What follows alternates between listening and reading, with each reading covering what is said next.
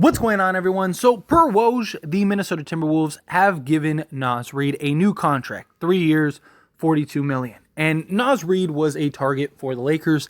Many in Lakers Nation really wanted to see the Lakers acquire Naz Reid. And for the price that he got, it wasn't out of the realm of possibility for the Lakers. It was a bit of a stretch, right? The Lakers are very limited in their cap space. So Naz Reid was always going to be a stretch if the Lakers were to acquire him. He would have been great, don't get me wrong, a big that could stretch the floor. He is undersized, so I don't think he really solves the Lakers' true center problem, right? I don't think he solves the matchup against Denver and trying to slow down and kind of wear down Jokic, but he is a guy that is very talented, and obviously the Lakers, they want to put as much talent on the floor as possible. I think Naz Reid would have done that. But the problem is now, without Naz Reid, it's already a thin center market. I mean, it's very thin. And Naz Reid was one of the better targets at the center position for not just the Lakers, but teams in general. Now that's one less person on the market. So what do the Lakers do from here? Where do the Lakers go from here? Now, Anthony Davis still very likely can and will play 30 plus minutes at the center position, unless they get like a marquee type center, right? They end up trading for a Miles Turner or something like that. Then I could see Anthony Davis shifting over to the 4. But more likely than not, AD will still be at the 5 spot. The Lakers, they need LeBron to play the 4 at this stage of his career. Not saying that he can't guard threes, because I've mentioned this before and I've seen a lot of people say, well, LeBron was guarding Murray, and yes, he still is very capable of guarding many threes or smaller guys, and that's great. We saw him do that in the playoffs, but it's a difference between doing that for a stretch, doing that for a game, or having to do that game in and game out for 50 plus games. Now, if the Lakers can get an elite sort of defender shot blocker, again, let's stick with like the Miles Turner idea. If they could get a guy like Miles Turner, not saying that they will, but using him as an example, then the Lakers can kind of mask LeBron James throughout the course of the season, right? At that point, LeBron's just kind of has to funnel the center, right? He just, okay, don't give up wide open threes, and then just kind of, shift the guy towards the help defense, which would be Anthony Davis and Miles Turner. That could be an approach, but more likely than not, the Lakers are probably bringing in a center that is going to play the backup role. In some games, he might start next to AD, depending on the matchups, right? You play Minnesota, you probably play both centers. The Lakers do have Mo Bamba. I really don't think he's the answer. At least if we want to contend now, I think the Lakers still need another center, a veteran-style center. But again, very slim pickings. Brook Lopez would be a dream, right?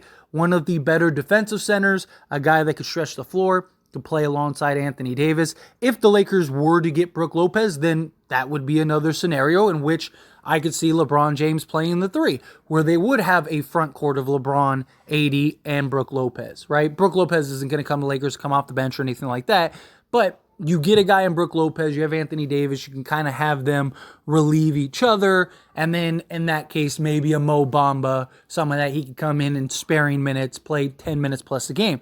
But Mo Bamba, again, I just don't believe is the answer for 20 plus minutes, 30 minutes at the center spot, game in and game out. He gets into foul trouble a lot. He's already injury prone. He's very raw and not a disciplined defender. The Lakers need somebody like a Brook Lopez. This would be the ideal scenario. Lakers are able to bring in Brook Lopez.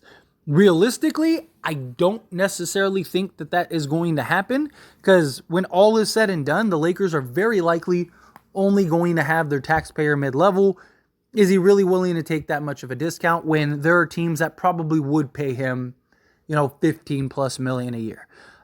If he does and he wants to contend for a championship and he wants to go to LA, then of course, Lakers sign him up this time last month, right? You get that done ASAP. Let's get Brook Lopez over here. But then beyond that, again, it's just there's not really any major standouts. There's not anybody. Now you're just talking guys that would be vet minimum guys anyway. How much of an impact are those guys really going to have? Those guys are best suited for a backup role anyway, just coming in, playing 10 minutes a game. It doesn't solve the Anthony Davis to the 4, our starting center at the 5. So maybe something like a Mason Plumlee. That, I think, may be our most realistic impact level center that we could bring in, right? He's very athletic, one of the most athletic centers in the league, a guy that can do a little bit of everything. He's not really a shooter. He's not really going to spread the floor, but you don't necessarily need that. You just need somebody that can bang, that can be physical, that can defend and rebound, make some passes out of the post. He can do all of those things. I think Plumlee would be a great addition to the Lakers. That be a backup role or even a starting role. I wouldn't even hate if the Lakers started him. Thing is, again, I don't think Plumlee is the guy that they would go, okay, we need to start him over keeping LeBron at the 4. But if they did go that route, I wouldn't hate it. Plumlee is probably, next to Brook Lopez, the best option, right? There's Christian Wood, and Christian Wood, don't get me wrong, would be a great pickup, but he, again, very undersized, doesn't really play defense. Like those, again, if the Lakers sign Christian Wood tomorrow, I'm not going to complain about it. I'm not going to be upset. I think he would definitely help this Lakers team. I think he would definitely have an impact, but he doesn't solve our defensive center woes. You look at the Lakers roster, you look at the landscape of the Lakers, they have the guards, they have the wing defenders, right? They have everything. They have the size, they have all the things, that all the pieces that you need outside of the center position. That's very thin. That is probably the biggest need that needs to be addressed. And then, of course, some shooting, but the Lakers aren't going to be able to get 3 or 4 shooters that are going to all of a sudden make the Lakers one of the best shooting teams. It's just not going to happen, right? Even if the Lakers made a trade for Buddy Hield and Miles Turner, Buddy Hield by himself isn't changing the Lakers shooting woes. Yeah, maybe they could go get, Seth Curry or something like that to add to it too. Again, how many minutes is he going to play? How much of an impact is he really going to have? Like all of those things. Like, will he have an impact? Yes, but 2 guys aren't going to make the Lakers one of the better shooting teams. When you look at the top teams that are shooting in the league, they have 4, 5, 6, 7, 8 guys that all shoot the ball very well, right? Denver has all 5 guys that can shoot the 3 ball. That is something that the Lakers just don't really have. They can run sets with guys like that, but again, that shouldn't be your main focus. Your main focus should be fixing the holes. You were just in the Western Conference Finals without elite 3-point shooting. And you won an NBA championship when you were 27th in the league, 26th in the league in 3-point shooting. So again, stick to what your strengths are, stick to what you're good at. Go get a center that could help. I think Plumlee could fix that mold. Outside of that, there's not really anything in free agency. So what are the other options? You go and you make a trade, right? Like I mentioned with Miles Turner. Maybe you go and try to get and acquire Miles Turner if that's even still on the table and a possibility. If not, maybe you go look at, an Andre Drummond or someone along those lines. Could you get like a Gafford from Washington? I don't really think that they would trade him, but it's about what's available and what can the Lakers realistically acquire. Would we all love Joel Embiid? Absolutely. It's just not going to happen, right? So what are realistic centers that are out there that the Lakers could bring in?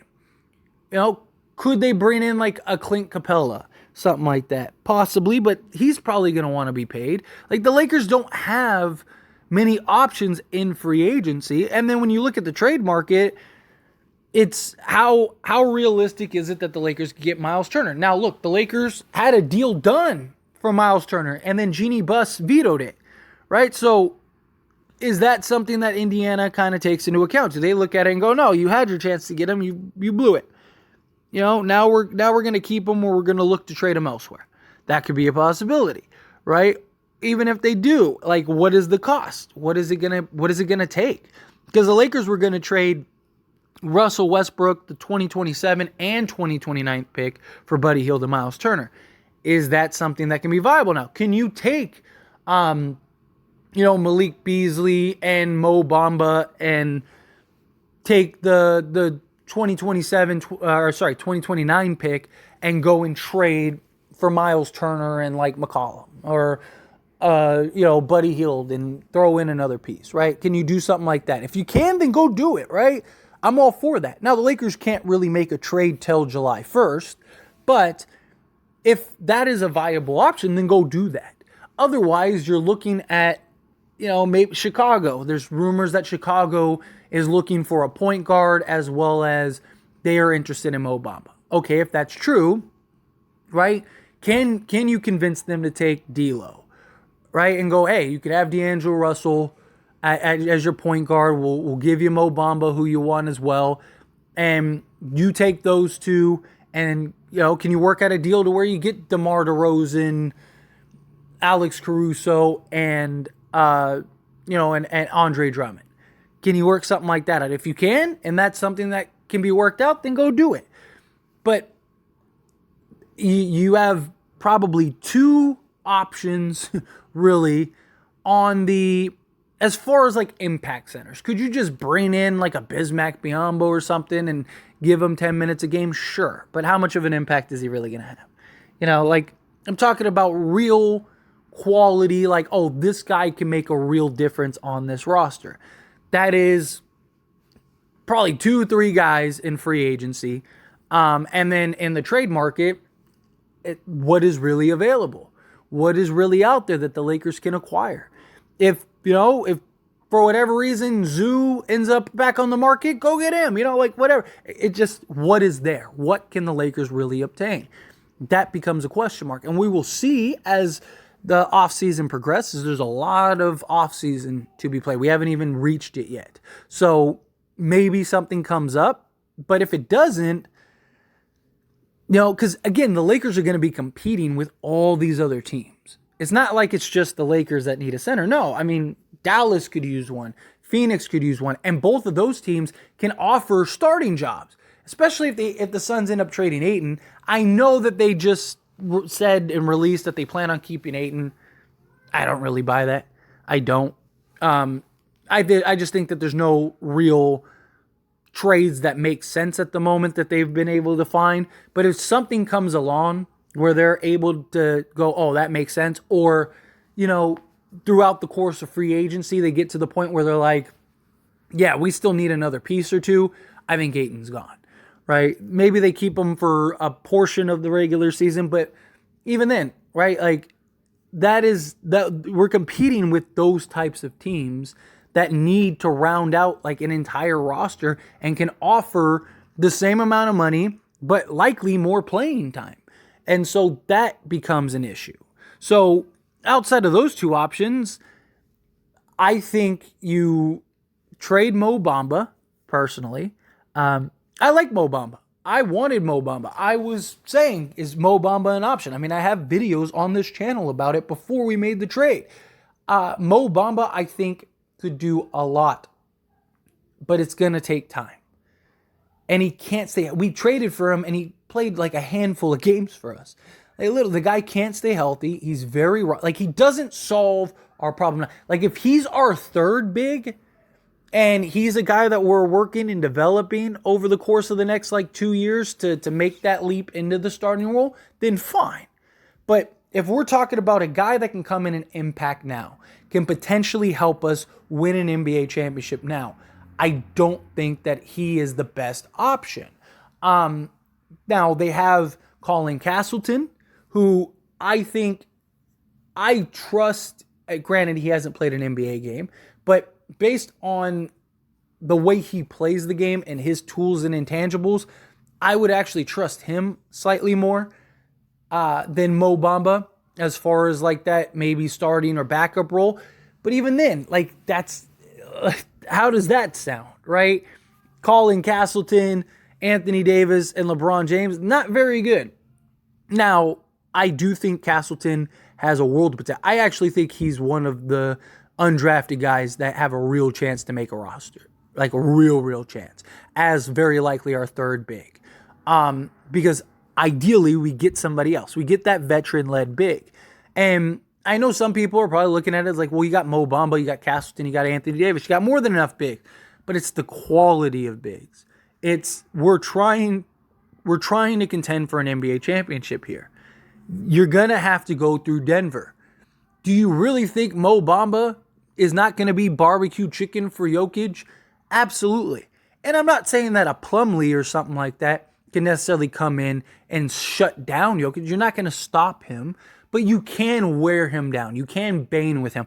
Plumlee was on Denver. He knows and has experience. Like, he's matched up against Jokic dozens upon dozens of times.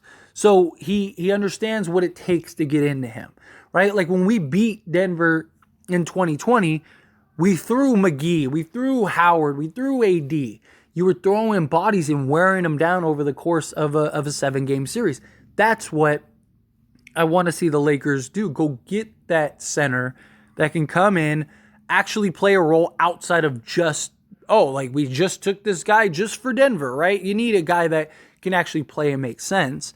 I think your real options are, your most likely scenario is probably Mason Plumlee. That's probably what you're looking at, which I don't think is bad. I don't think like that's like a bad consolation prize, but hopefully they can find a trade. If you can find a trade or two, that would be brilliant. Bring in Mason Plumlee. Or again, if you trade for Miles Turner, let's say, again, just using him as example, then bring in Castleton as your third big. There you go. Now you're set. Now your roster is basically, you're 15 guys deep at that point. But anyway, as always, this is a discussion, so I pass the question to you. Let me know your thoughts and opinions down in the comments below. What do you think? What do you think the answer is for the Lakers at the center position? How do you feel? Whatever your thoughts are, I'd love to hear it. Let me know.